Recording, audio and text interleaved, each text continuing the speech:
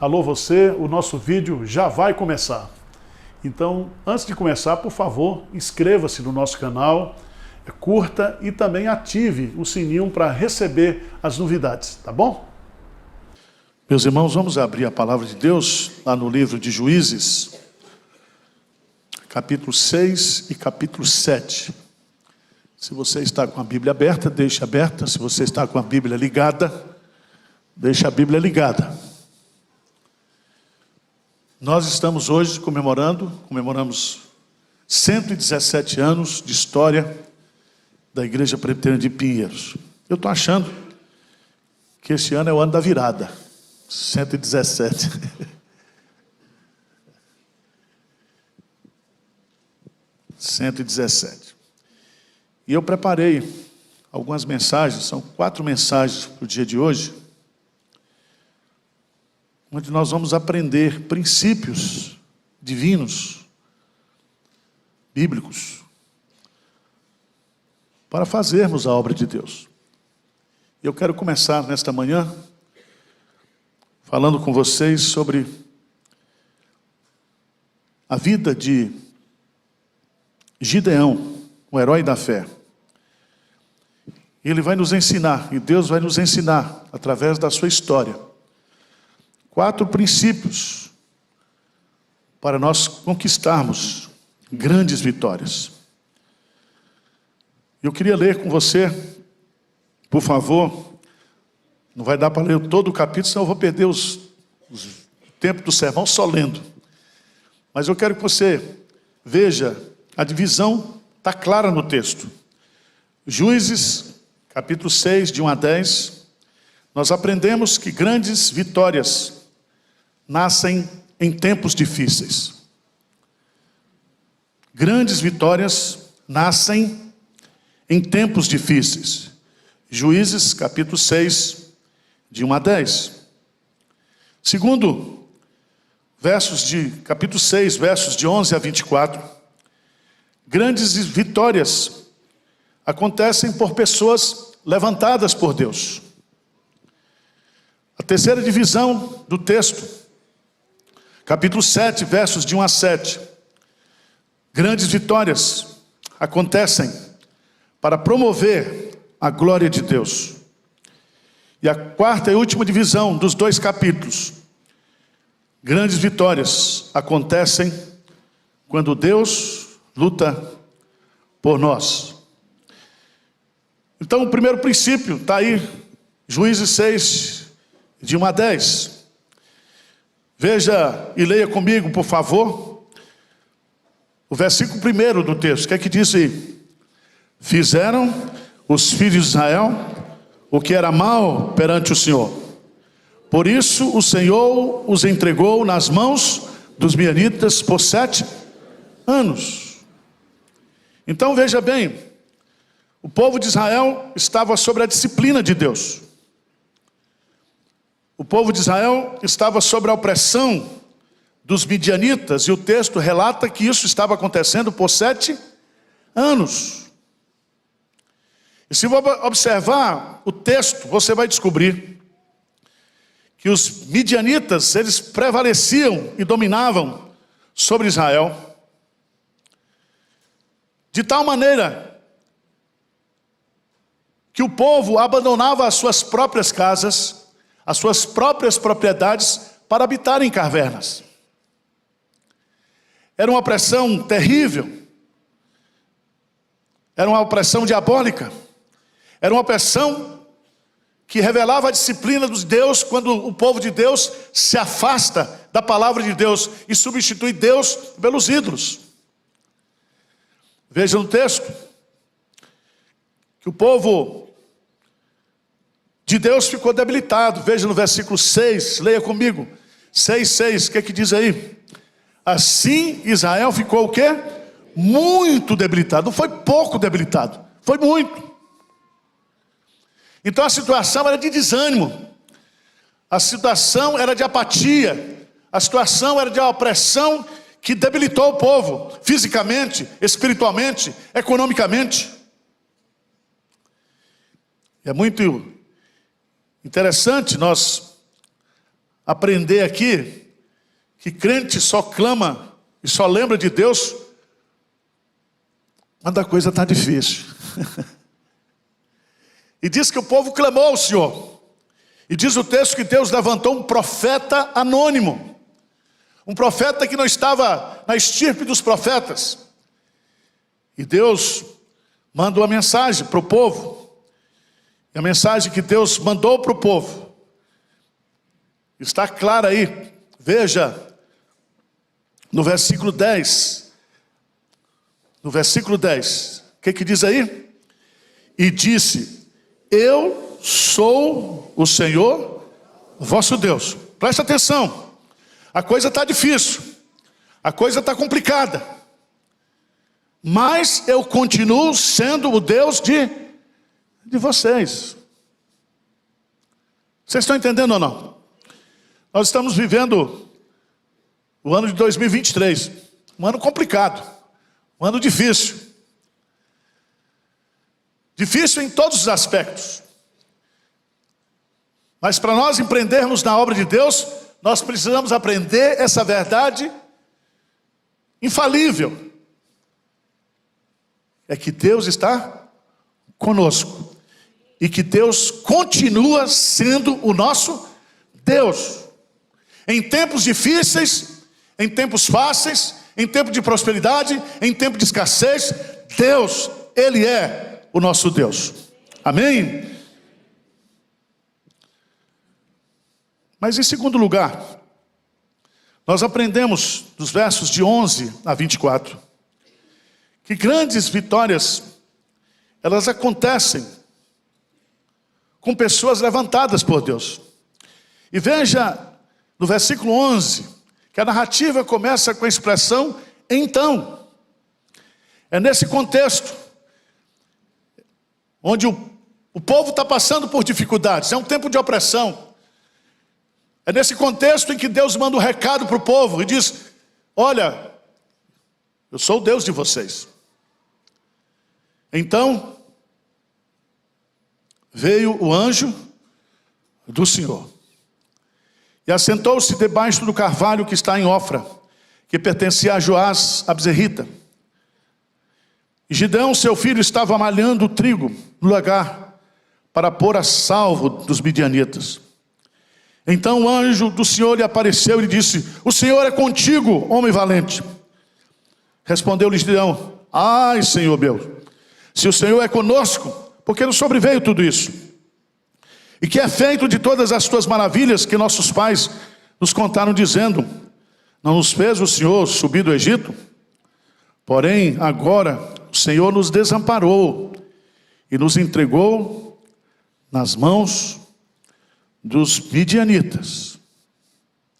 Esse texto é muito singular, porque nós aprendemos nesse texto que Deus usa pessoas improváveis para fazer a sua obra. Gideão era uma pessoa que vivia com medo. Se nós pudéssemos usar um título para identificar Gideão, a gente poderia usar essa expressão: Gideão era um homem que vivia o quê? Com medo. Se você observar, ele está trabalhando na sua colheita, não há ar livre. Diz o texto que ele estava trabalhando escondido, com medo dos midianitas. Se você observar no versículo 13, ele duvidava da fidelidade de Deus. Se você observar no versículo 13, ele está dizendo: Deus nos desamparou. Se você observar no texto, você vai descobrir que Deus, ou que Gideão nutria um complexo de incompetência. Veja no texto, por favor, que ele vai dizer para Deus Respondeu-lhe Gideão no versículo 13: ai, Senhor. E depois ele complementa. No versículo 15, leia comigo, por favor. O que que diz aí? Eis lhe disse: ai, Senhor meu, com que livrarei Israel? Eis que a minha família é mais pobre em Manassés, e eu o menor da sua casa. Então o medo fez com que o seu autoconceito, a sua autoimagem, era completamente negativa. Eu acho isso interessante, porque quando a gente tem uma mente negativa, é mais fácil criticar do que fazer, é ou não é? Quando a gente está tomado pelo medo, é mais fácil criticar, questionar, do que obedecer. Eu quero dizer para você que todos nós somos como Gideões. Nós carregamos dentro de nós esse medo de empreender, esse medo de viver as experiências de Deus, esse medo de nos colocarmos integralmente na mão de Deus para vivermos e para sermos instrumentos dele, na obra dele. Para nós somos top, mas quando Deus nos chama, geralmente nós questionamos Deus. Não sou eu, me erra, manda outro no meu lugar.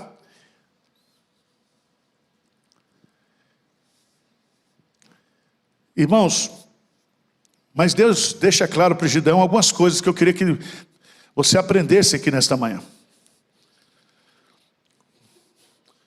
Por favor, no versículo 12 do capítulo 6. Então o anjo do Senhor lhe apareceu e lhe disse: o que é que diz aí? O Senhor é contigo o quê? Então presta atenção. Deus deixa claro para Gideão que Deus seria com ele. Eu sou contigo. E que o conceito que Deus tinha a seu respeito não era que ele era um homem incompetente, não é que ele era um homem fraco, não era que ele era um homem que tinha sido desprezado por Deus. Deus não está preocupado de onde você veio e quem você é. Deus está dizendo: eu sou contigo. E porque eu sou contigo, tu és um homem o quê? Valente. Então a valentia de um homem é a compreensão de que Deus está conosco e do que Deus pode fazer através de nós.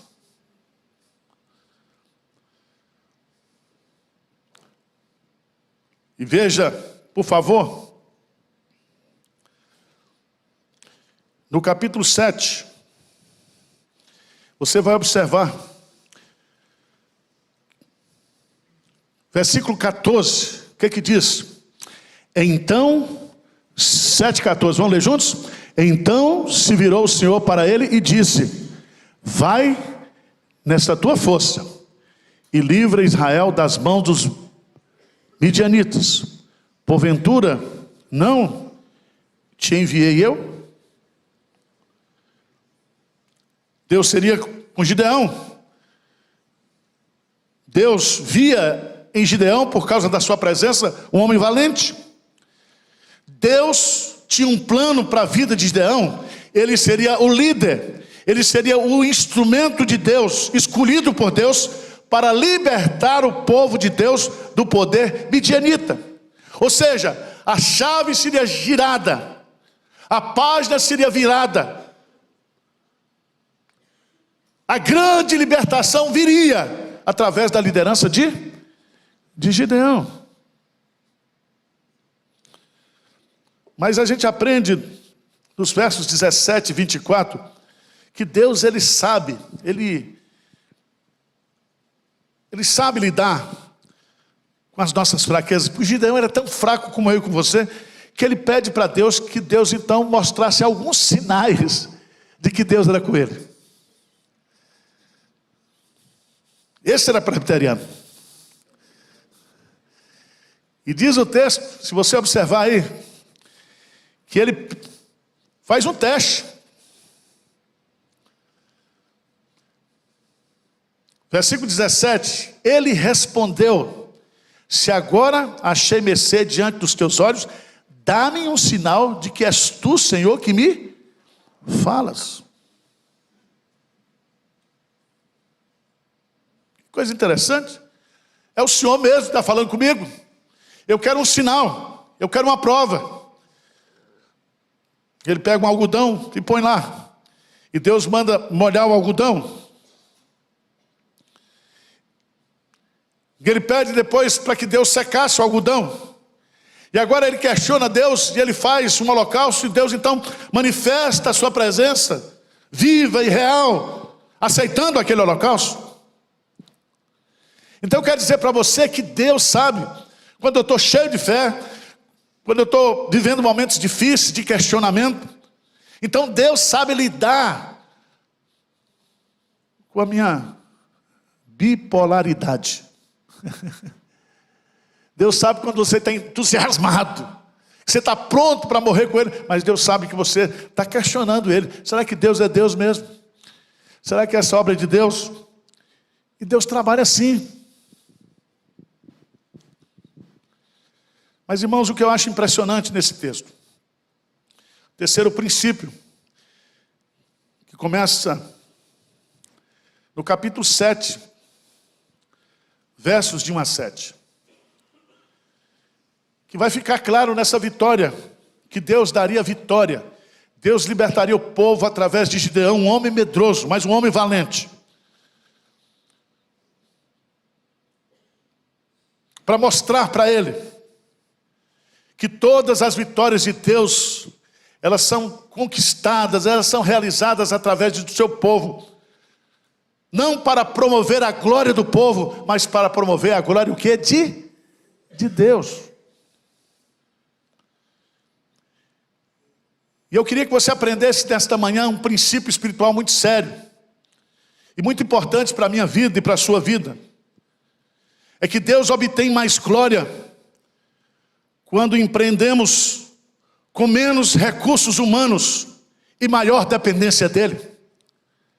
A obra de Deus não é feita pela minha força, pela minha inteligência, pela minha estratégia, pela minha habilidade. Deus nos dá a vitória para dizer quem Ele é. Deus, Ele age na igreja para mostrar que os métodos dEle de vitória não são semelhantes aos modelos do mundo, dos inimigos de Deus, dos ímpios. Você vai observar, e eu queria que você lesse comigo, por favor, o versículo 2, bem forte, do capítulo 7. O que é que diz aí? Disse o Senhor a Gideão: é demais o povo que está comigo, para eu entregar os midianitas nas suas mãos.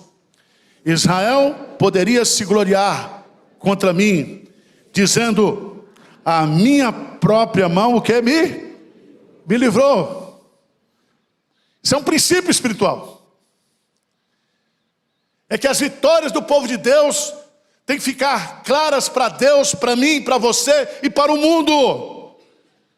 De que a vitória veio foi Ele que fez. E a glória é dEle. E é tão bonito esse texto, porque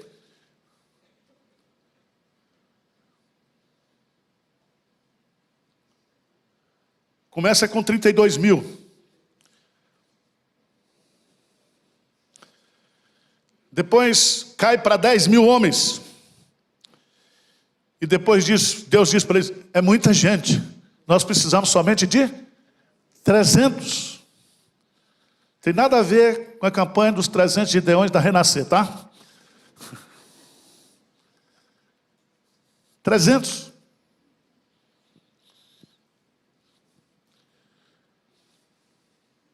E é muito interessante isso. Porque eu aprendo aqui, meus amados irmãos, que Deus está preocupado com o tipo de pessoa e não com a quantidade de pessoas. Deus pode fazer e realizar muito com pouca gente. Se você observar bem,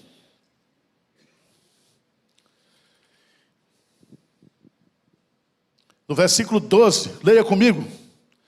Os midianitas, os amalequitas e todos os povos do Oriente cobriam o vale como gafanhotos, hein? E eram os seus camelos em multidão inumerável, como a areia que há na praia do mar. Os inimigos são poderosíssimos, são grandiosos, são inumeráveis. E Deus vai dar a vitória com 300 homens. E aqui eu aprendo esse princípio, cada vez mais eu vou aprendendo na minha vida pessoal, na minha vida familiar, na minha vida cristã, é que Deus, Ele é poderoso para fazer muito mais, com pouco, do que com muito.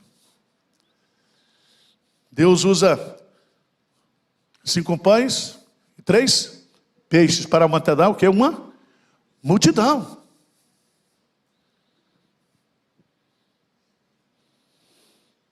Você quer fazer parte dessa minoria de Deus ou não? Você faz parte dessa minoria? Você é medroso como Gideão?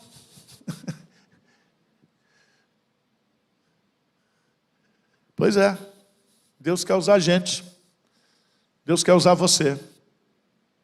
Diz amém, pelo amor de Deus. Diga para Deus nessa manhã: Senhor, não me erra. Não me erra. Eu não vou enviar outro. Eis-me aqui. Envia-me a mim. 4º e último princípio. Grandes vitórias acontecem quando Deus luta o quê? Por nós. Eu acho interessante esse texto. Veja nos versos 13 a 15. Chegando, pois, Gideão, eis que certo homem estava contando um sonho ao seu companheiro e disse: tive um sonho. Eis que um pão de cevada rodava contra o arraial dos midianitas e deu de encontro à tenda do comandante, de maneira que esta caiu. E se virou de cima para baixo, ficou o quê? Estendida. Lê comigo o versículo 14, bem forte. Respondeu-lhe o companheiro e disse: não é isto outra coisa senão a espada de filho de Joás, homem israelita. Nas mãos dele entregou Deus os midianitas, e todo este o quê? Deus avisa a Gideão, através do sonho de um inimigo seu midianita, que Deus estava dando para ele, entregando para ele, todo aquele povo. Porque mesmo na hora da batalha, Gideão não acreditava. E Deus sabe trabalhar com a nossa fraqueza. Deus mandou Gideão ir lá para ouvir esse sonho, para receber esta mensagem, esse WhatsApp celestial.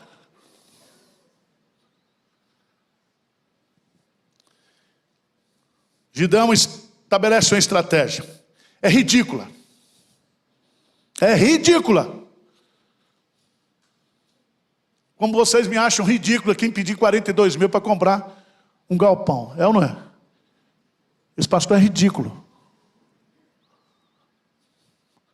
Porque a obra de Deus é feita por ridículos. Sabia disso?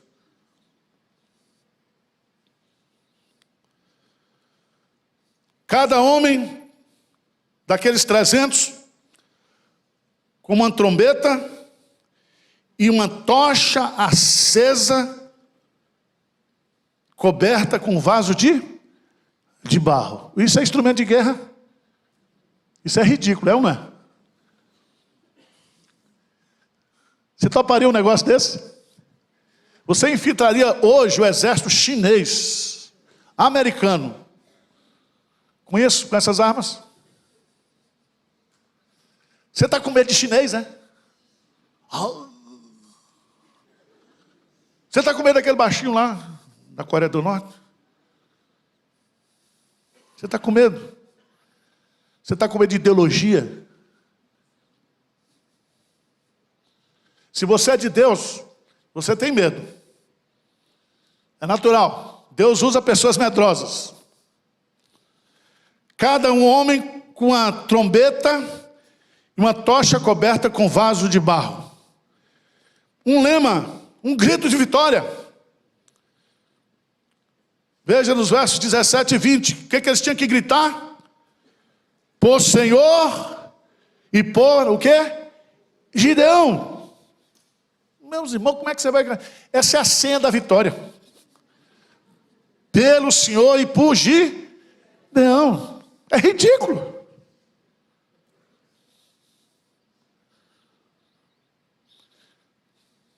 Terceiro,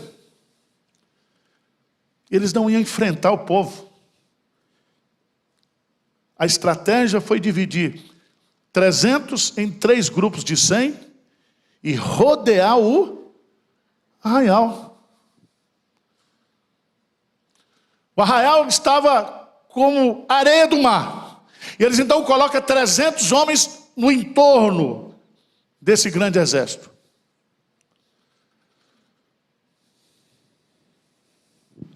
Mas eu quero que você leia comigo o versículo 22.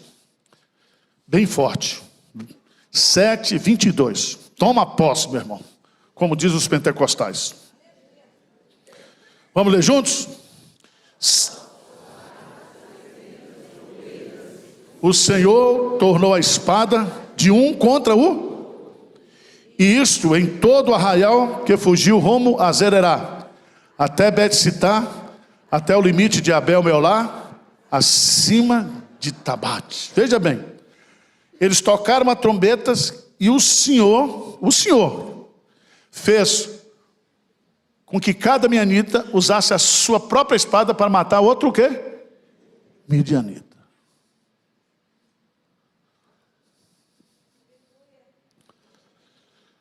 Abra a Bíblia comigo, por favor. 2 Crônicas, capítulo 32, versos 7 e 8. 2 Crônicas, capítulo 32, versículos 7 e 8. Eu quero que você leia comigo bem forte. 2 Crônicas 32, versos 7 e 8. O que diz lá? Por favor, leia comigo. Sede fortes e corajosos, não temais, nem vos assusteis por causa do rei, nem por causa de toda a multidão que está com ele, porque há um conosco que é maior do que ele, o que está com ele. Com ele está o braço de carne, mas conosco o Senhor nosso Deus, para nos ajudar e para guerrear nossas guerras. O povo cobrou ânimo com as palavras de Ezequias, rei de Judá. Amém. Anote aí os 4 princípios. A obra de Deus é feita. A obra de Deus, as grandes vitórias de Deus nascem em tempos difíceis. As grandes vitórias de Deus acontecem por pessoas levantadas por Ele. As grandes vitórias de Deus acontecem para promover a sua glória. Grandes vitórias de Deus acontecem quando Deus luta o quê? Por nós, porque a vitória vem do Senhor. 4 lições práticas para a gente aplicar. Deus é soberano e controla tudo o que acontece conosco. A nossa história, o nosso passado, o nosso presente e o nosso futuro estão nas mãos de Deus. Em tempos difíceis, é mais fácil reclamar de Deus do que agir em obediência a Deus.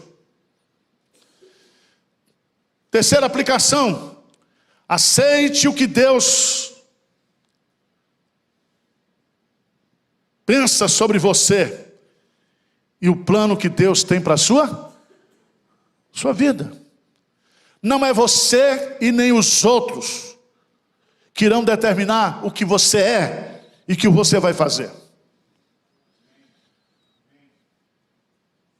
4º princípio que a gente aprende aqui: toda vitória da igreja promove o quê? A glória de Deus. Menos o homem e mais Deus. Menos recurso humano e mais dependência de Deus. Amém?